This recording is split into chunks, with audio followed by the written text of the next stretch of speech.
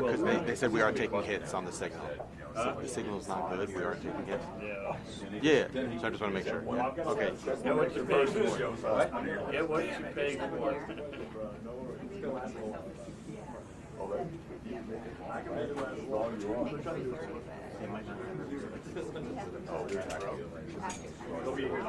Water still. Okay, Rick, mic check 1 2 1 2 1 2. How's the backpack? Is it holding up? 1 2 1 2. Good. All right. Thanks.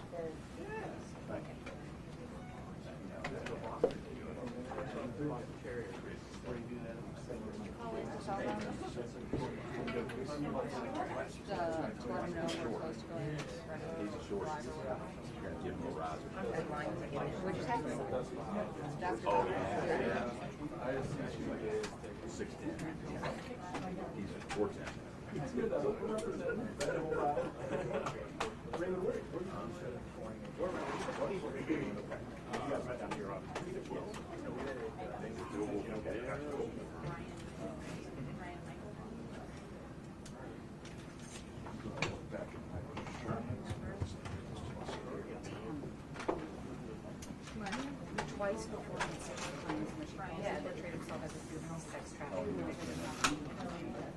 36 years. Really? Wow. You've been based in Atlanta the whole time? Yeah.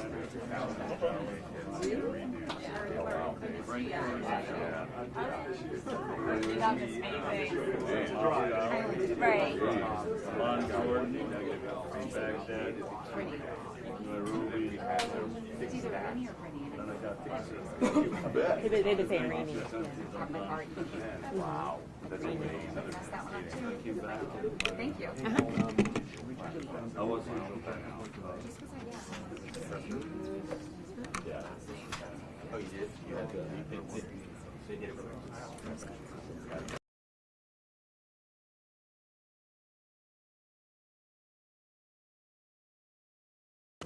So you know, they remotely jacked up the delay.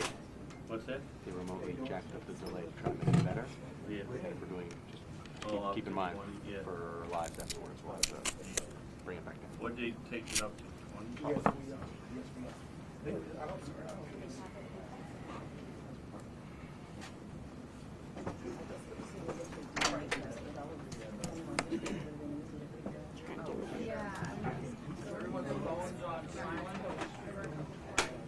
Congrats on the awards.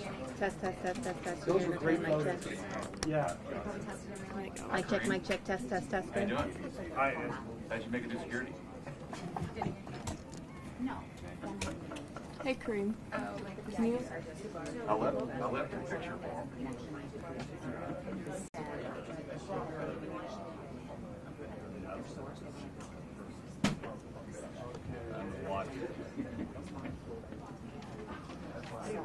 Can you hear it?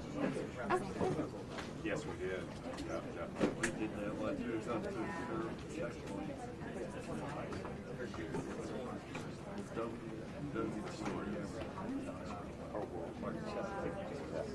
Really animated. You go through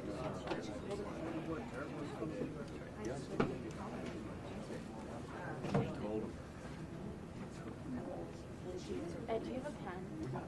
A pen? Yeah. I do not. Todd, next. Is there a pen on that desk back there? You do? I'm going to give it to you. Oh, thank you. There's a message, subtle message. Do I need help? You need to join me, yeah. Okay. Come on, girl. Just for you. Thank you. I'll take that under consideration. Glad I had to Out of 10. Yeah. Meg, how are you?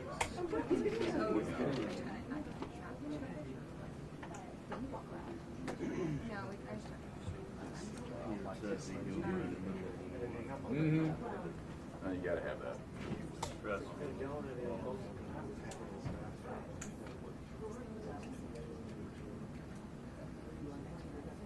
Yes. 7:30 flight. We go live.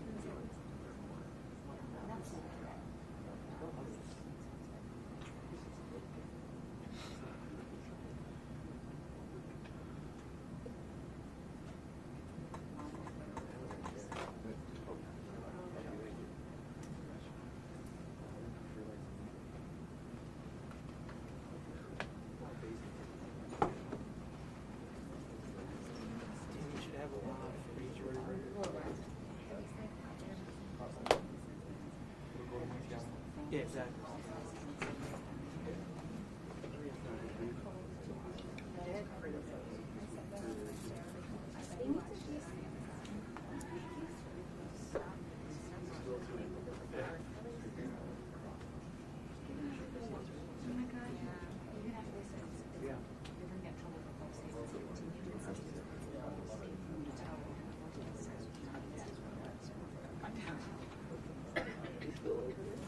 ABC is 2020.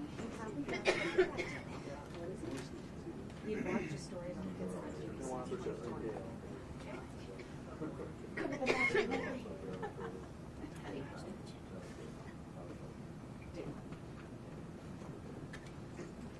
he wanted to get away from his family.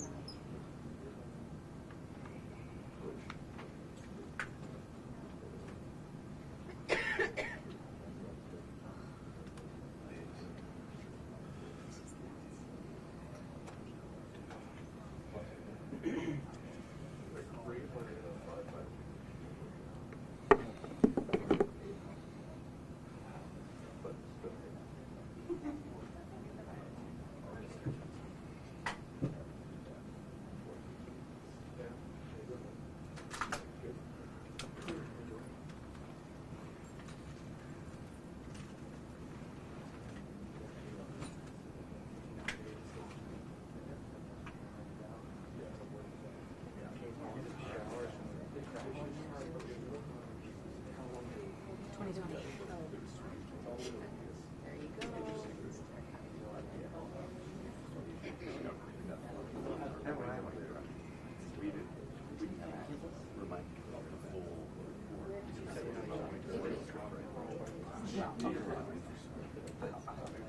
Yeah.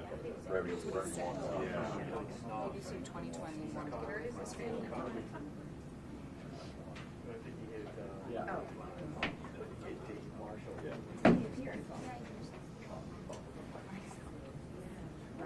It just says a TV show.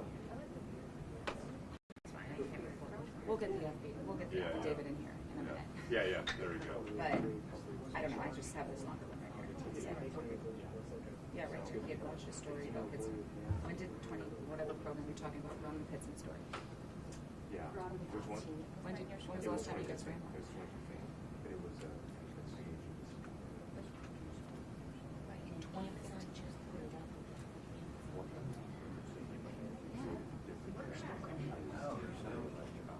there's a bunch of them. They're all.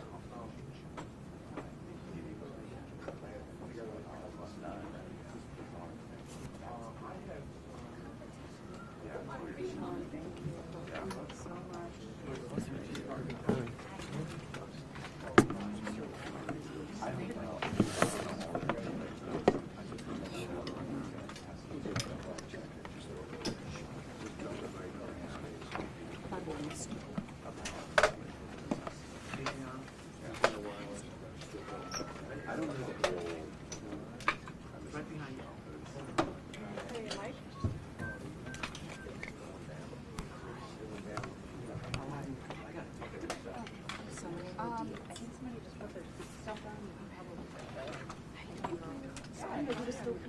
Oh, yeah, we were supposed to be going to hotel. Oh my God.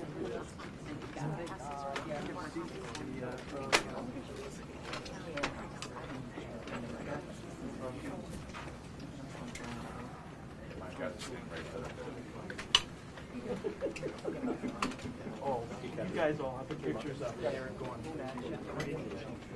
Yeah. You're like, oh my God.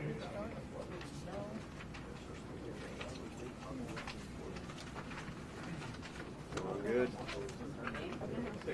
Could you peel me off a couple of them? Sure. Thank you. Just one each. Thanks, Bill. You're the best. Thank you. Thank you. Bill.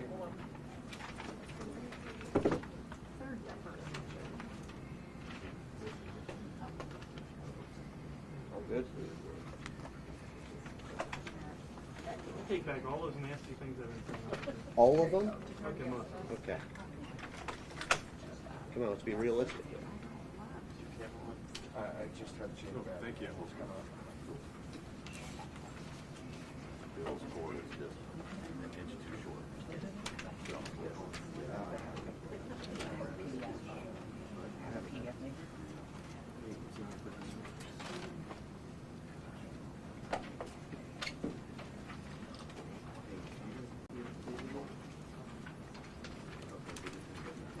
Yeah.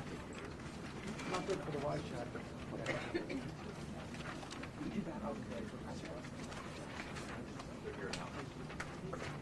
Thank you.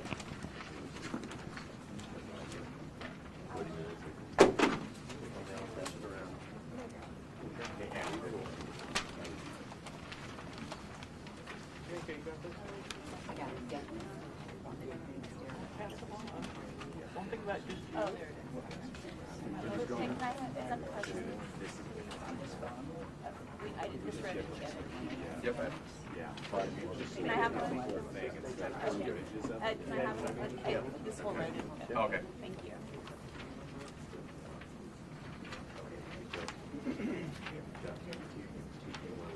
Here's the complaints.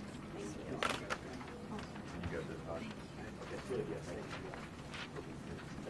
Everybody else have up there? Good job, Casey. Paperwork.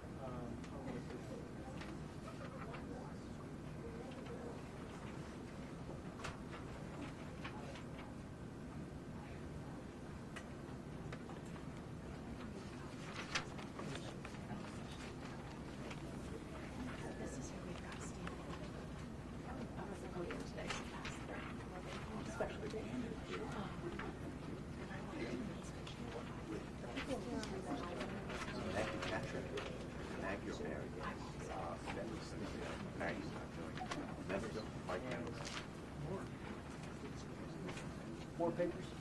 More paper. They have to. With it. This shot's going on. Okay. Try not to. Thank you.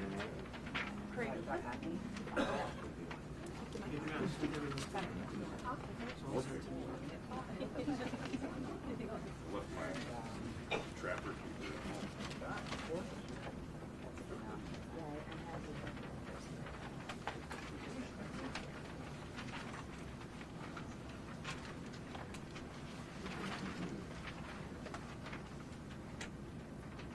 Yep, yep.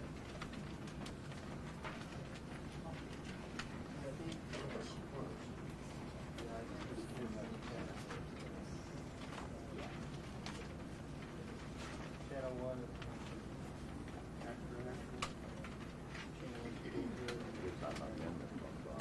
But, yeah, well, there's one up there about Cody.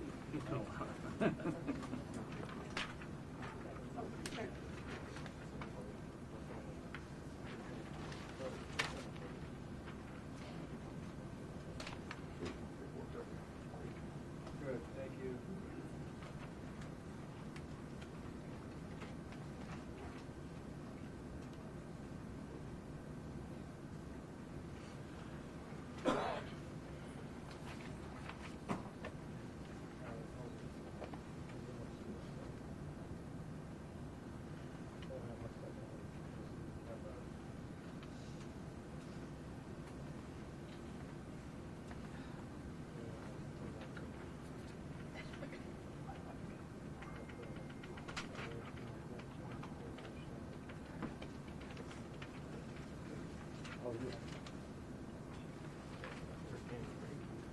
Yes.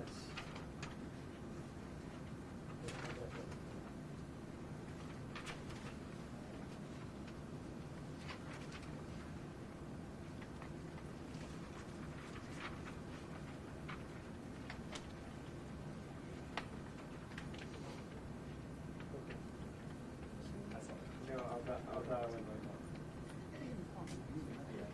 Sit on my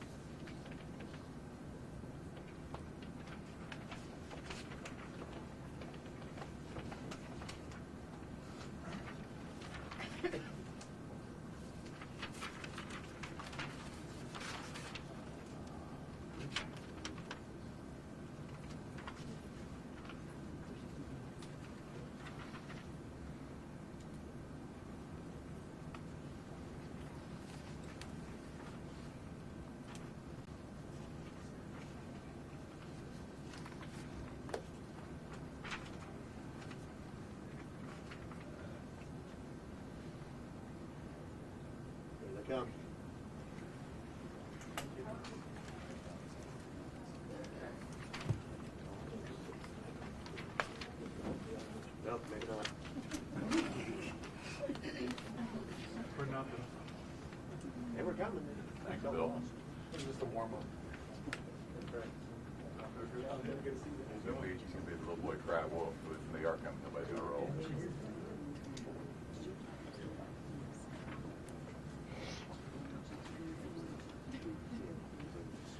We're gonna do it all facing that way.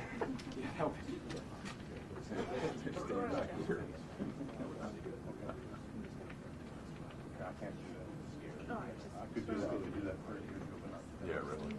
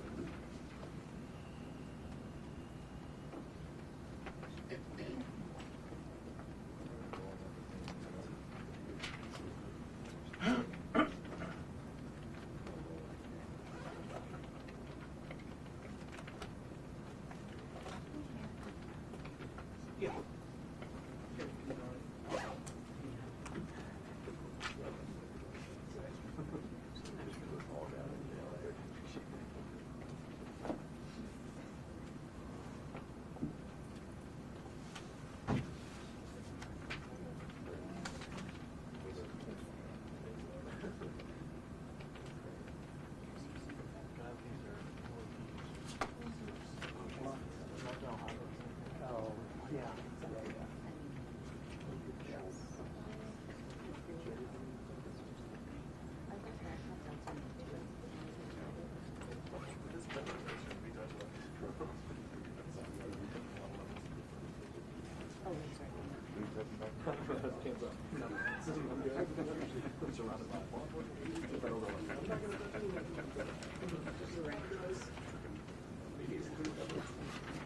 Yeah, we're gonna call station, so you're gonna come back by yourself. Todd's been detained.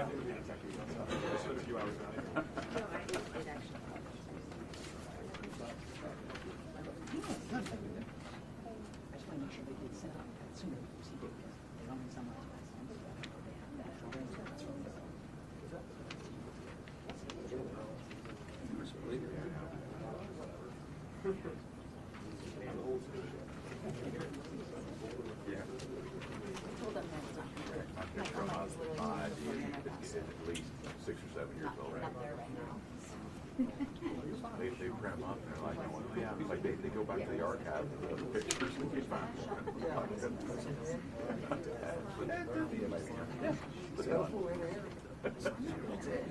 That was my early pictures.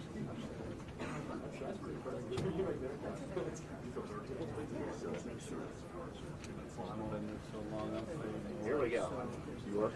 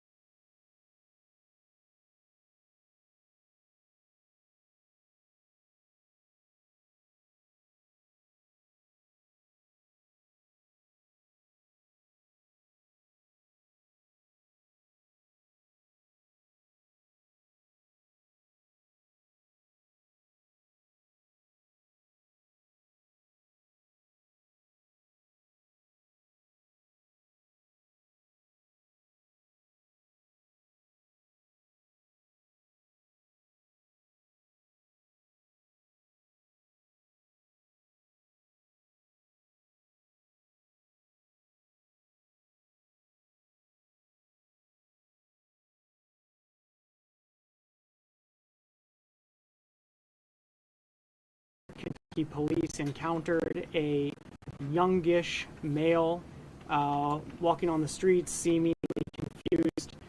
When they encountered him, he identified himself to them as Timothy Pitzen and said that he was had been abducted when he was 6 years old and had just broken free of his captors. Law enforcement responded to this situation exactly as you would hope they would. Newport police got in contact with FBI Louisville, and FBI Louisville also got in contact with FBI Cincinnati, as well as with local law enforcement in multiple states, to include Illinois, where Pitzen had gone missing from in 2011. What I'm going to tell you next, the additional information I'm going to provide, comes from allegations in the affidavit in support of the federal criminal complaint that was sworn out and filed about an hour or so ago here in federal court in Cincinnati. And so when I mention facts as alleged in the affidavit of the criminal complaint allegation, Mr. like any criminal defendant, is entitled to the presumption of innocence unless and until he's proven guilty beyond a reasonable doubt in court. So those additional details are that while all of this law enforcement coordination was going on, the person who identified himself as Timmothy Pitzen complained of abdominal pain. And given the physical complaint as well as the obvious trauma that one would expect if, in fact, one was a child who had been missing and abducted for many years, the individual was taken to Cincinnati Children's Hospital. Meanwhile, the FBI and local law enforcement in multiple states immediately initiated a missing children investigation and an interstate sex trafficking investigation based off of what this individual had told law enforcement. When he was at Cincinnati Children's Hospital, however, the person who had identified himself as Timmothy Pitzen declined to provide fingerprints on request. He did, however, provide a swab from which DNA could be tested. I should say, when the people to whom he was speaking here were the FBI task force here in Cincinnati.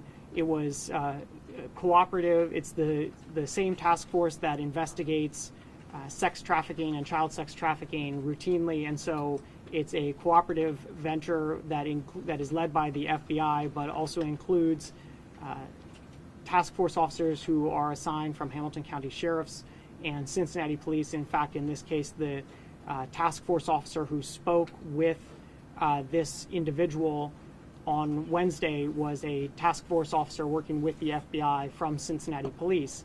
She identified herself to this individual and identified herself as working with the FBI, and at that time the individual identified himself to her as Timmothy Pitzen and gave details about how he had been abducted and was had been suffering from physical and sexual abuse, and had only just recently escaped from a location in Cincinnati. Meanwhile, the DNA test that was the buccal swab that had been extracted from him was submitted from the FBI to the Hamilton County Coroner's Office, which was able to turn around a quick analysis of that swab, and comparison of that DNA to the DNA of Timmothy Pitzen's parents indicated that the person in question was not, in fact, Timmothy Pitzen.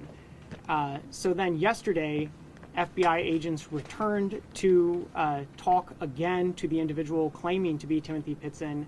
They identified themselves to him as an FBI agent. They administered Miranda warnings. They warned him that lying to a federal agent is a violation of federal law. Nevertheless, he again repeated that he was Timmothy Pitzen and had escaped from a hotel where he had been held captive. Then law enforcement confronted him with the DNA results, and at that point, The person immediately stated that he was not Timothy Pitzen, and of course law enforcement knew by virtue of the DNA analysis that he was, in fact, Brian Reaney. Further investigation by law enforcement indicated that Reaney had actually, on 2 prior occasions, claimed to be a victim of juvenile sex trafficking, and that on those occasions he had been discovered, his true identity had been discovered when he had been fingerprinted. Based on all of that information, the United States has proceeded to file a federal criminal charge against Brian Reaney for lying to a federal agent within the jurisdiction of the United States. The crime in this case is punishable by up to 8 years in federal prison because it does involve lying with respect to a material matter about an investigation that involves sex trafficking of children. I want to say that first, that on behalf of the United States, my heart goes out to the family of Timothy Pitzen. I can only imagine the kind of pain that they have been through and that this episode has caused for them. I want to commend all of the law enforcement agencies that you see standing before you here today. It's the kind of cooperative effort that is what we would hope for from law enforcement when they are confronted with this kind of situation. And of course, I also want to commend Assistant United States Attorneys Christy Muncy and Kyle Healy for prosecuting the case. Mr. Reaney appeared in federal court on this charge about 45 minutes ago. At the United States request, he was held without the current time, and he will have a detention hearing on Tuesday.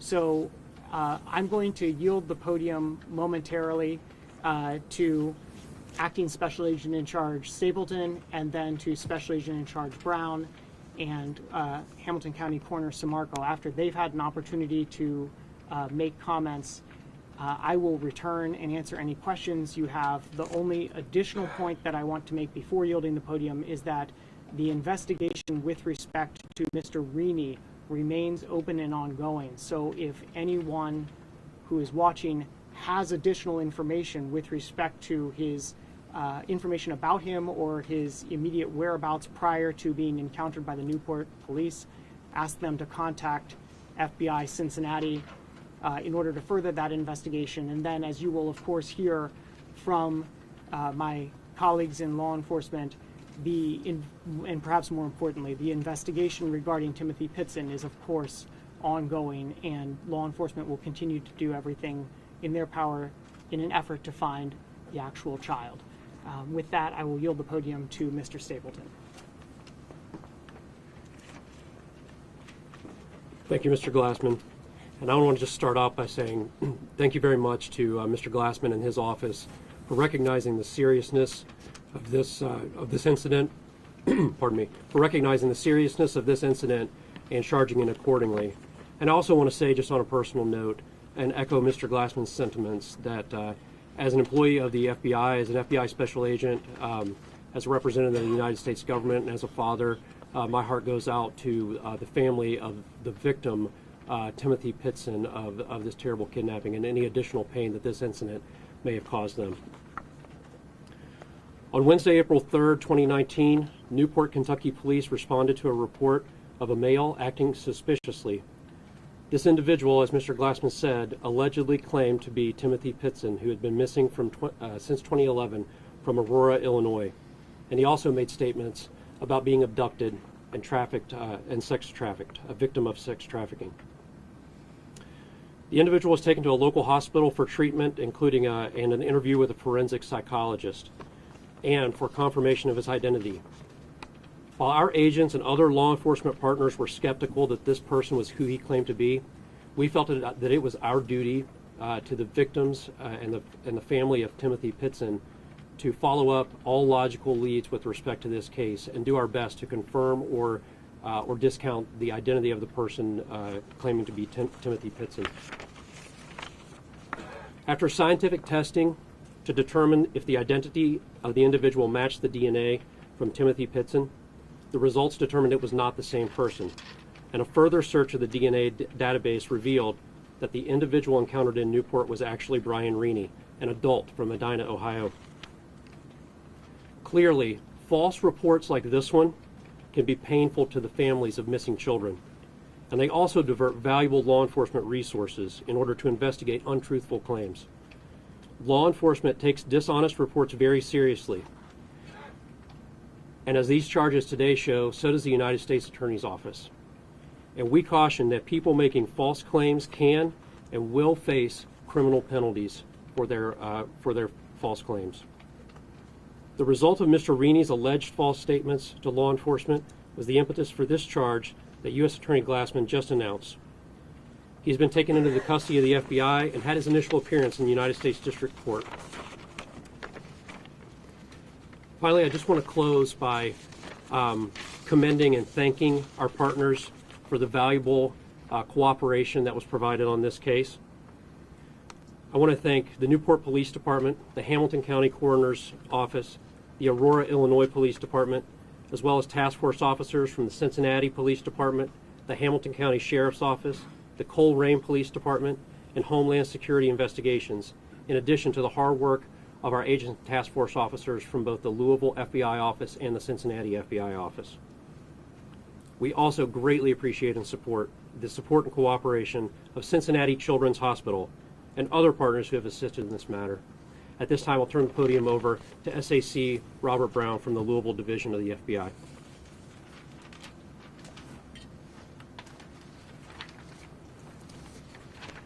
Thanks, sir.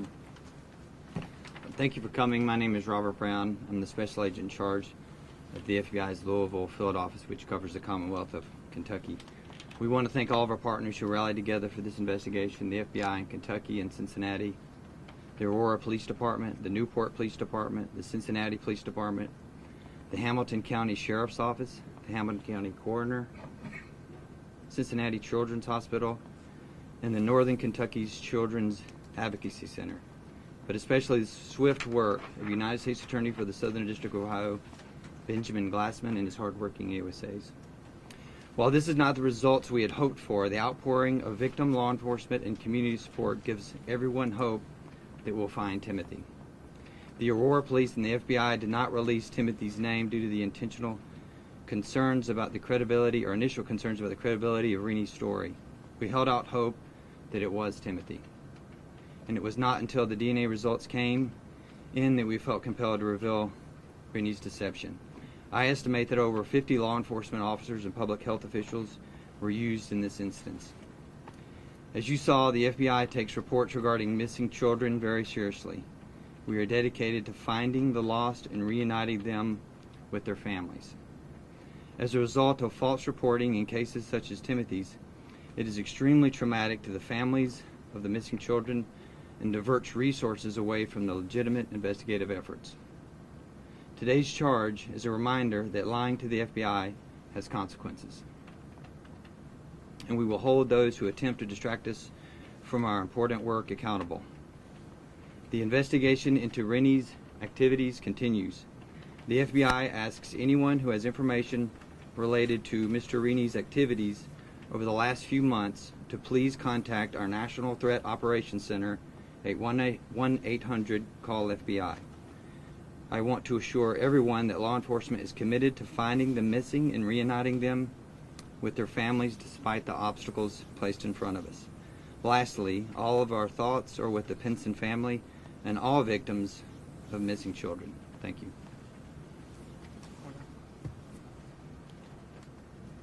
Thank you very much. Want to give you a little brief timeline of what happened with us. We were asked to analyze the biological material, the DNA buccal swab, Wednesday afternoon, and Tracy Sundermeyer, who's one of our experienced DNA analysts in our office, basically dropped everything and volunteered to do the analysis, and she extracted the DNA, came up with a profile, and we reached out to our partners at BCI.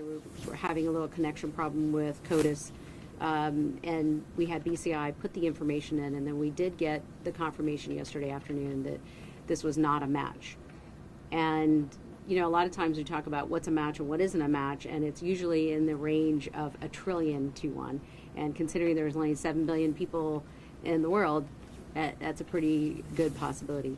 So we have amazing partnerships with local and federal law enforcement in this region, and we're always there to help. And this just emphasizes how important it is to have these relationships and a facility that can actually process things on a dime and be able to be helpful. And lastly, I wanted to say there is no greater win for law enforcement than to be able to find a missing child and return that child to their family. And I mean, you can imagine how horrible. I can't actually imagine how horrible it is for that family. But you see people here and people beyond the people that you see here who worked really hard on this case and will continue to do so. And I hope that the attention that you are all giving this case will yield some information that maybe we can find him. Thank you. So in summary, what I hope people come away with is that it is not okay to make false claims to law enforcement about serious matters like this. It diverts law enforcement from doing their jobs. You can see that when this kind of claim is made, law enforcement at the federal, state, and local levels moved heaven and earth to try to determine if they had in fact found this missing child.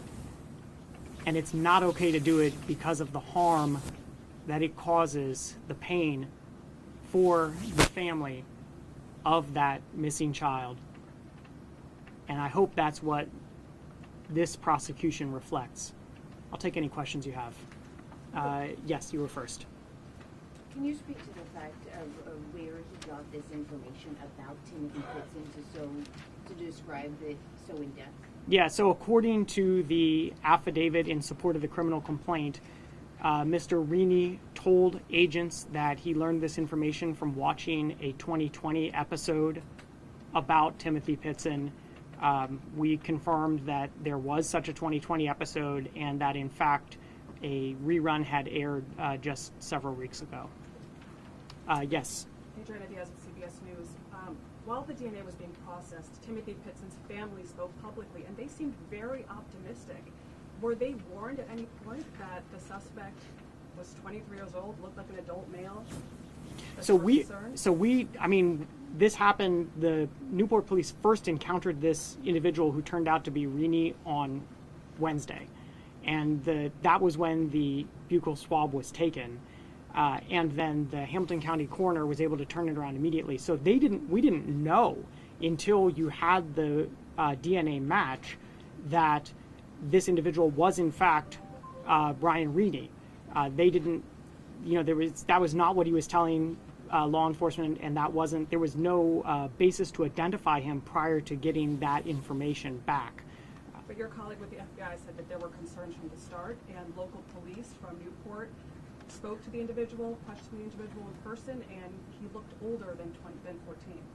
Yeah, it's obviously always hard to say. What I can say is that as I mentioned before, the FBI divisions were working together with not only local law enforcement here, but with law enforcement in Aurora, Illinois, which is the agency that has led the investigation into the disappearance of Timmothy Pitzen since 2011.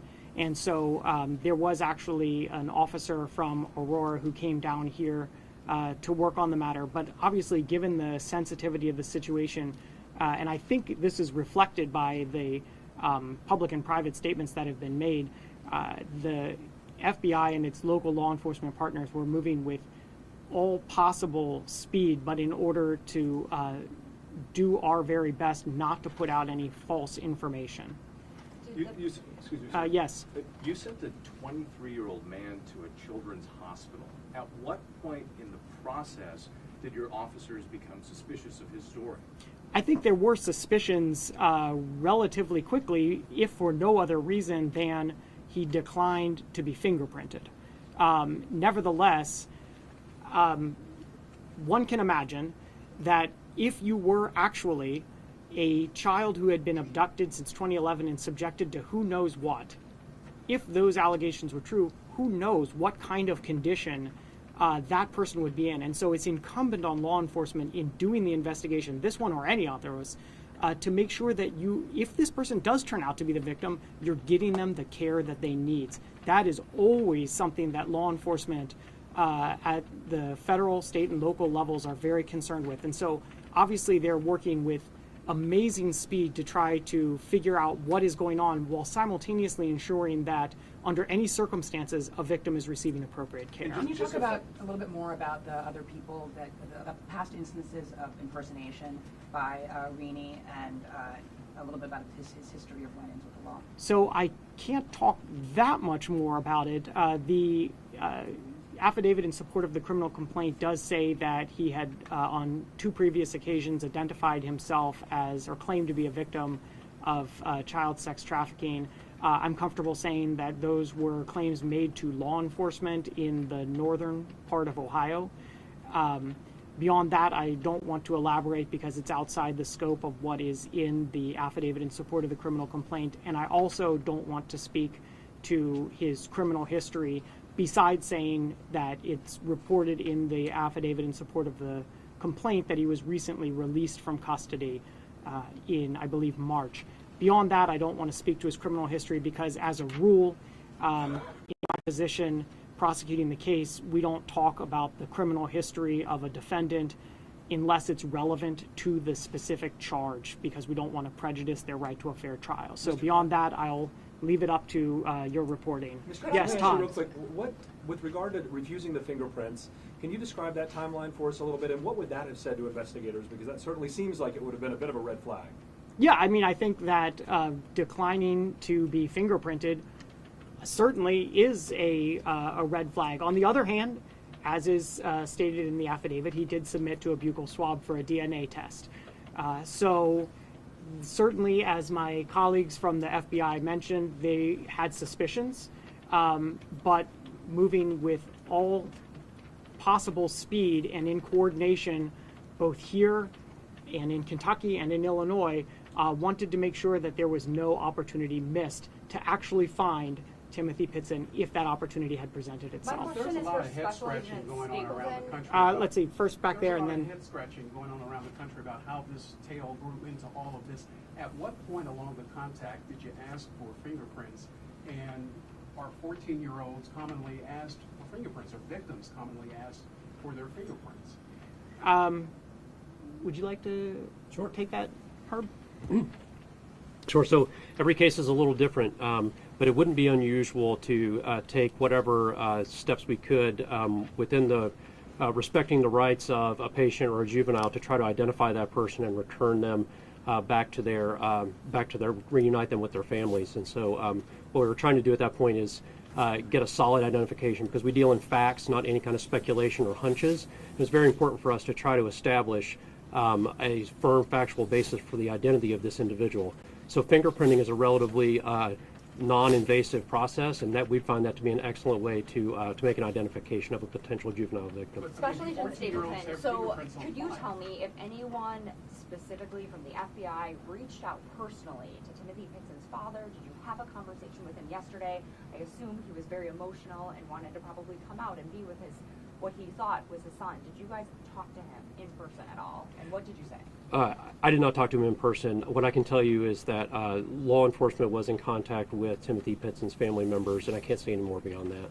Can you describe what the conversation, how it was characterized, how it was characterized to the family in terms of? I can't speak to that. I don't know the answer. I have a question about the DNA. Can you clarify the DNA sample that you used of Timothy Pitzen and how that was then used as part of this DNA test to confirm that Rini was not Pitzen? Yeah, sure. Because, I mean, if the boy's been missing specifically, let me clarify, if the boy's been missing for nearly 8 years, how did you use a DNA sample from the boy to try to match to this man? So what we try to do in a case, this is called a known sample. So what we're trying to do in this case is match an unknown sample with a known sample that we already had. And if it's a match, it can be pretty quickly done. If it's an unknown sample and we have to put that information into CODIS, into the FBI system, then we have to wait for that information to come back because it'll be checked against everybody in the database. But I mean, in terms of Timothy Pitzen, was there? I know that there was a known sample. blood that was discovered in a vehicle. Was that where the sample came from? How did you have Timothy Pitzen's DNA?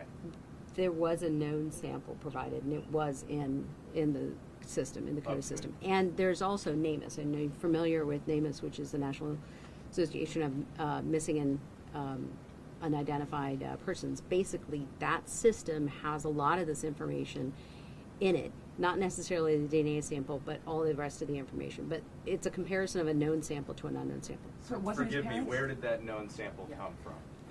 That I don't know, So because you we had were his just... parents' parents? He had his profile in the system. His Correct. profile was already in the system. Correct. because His he's profile a was in the child, system. And you Yes. obtained that Yeah. somewhere back in 2011. Yeah, no, so as the affidavit in support of the complaint says, compared to a sample from his parents. Mr. Glassman, two quick procedural questions. Why in this district and not in the Eastern District of Kentucky? And also, where is Rini right now?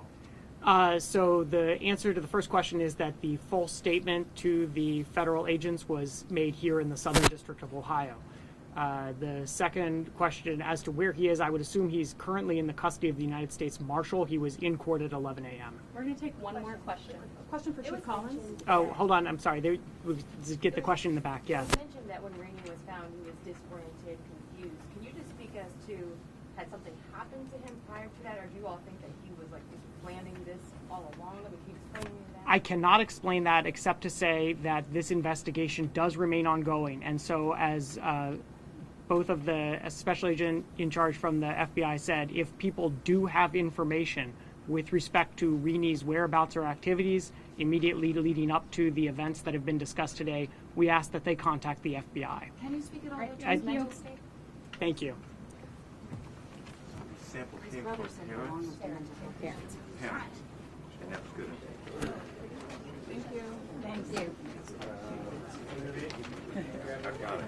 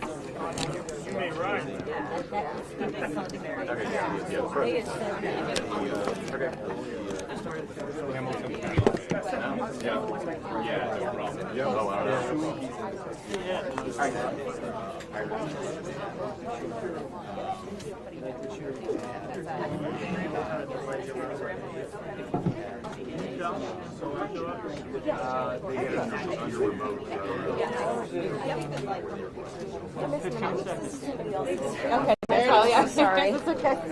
Were they bitching about your signal? They just said it was green. Yeah. I'm like, they had me running at 2 seconds. I'm like, don't come away.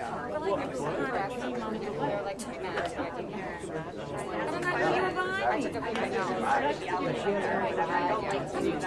Oh, no. I'm just doing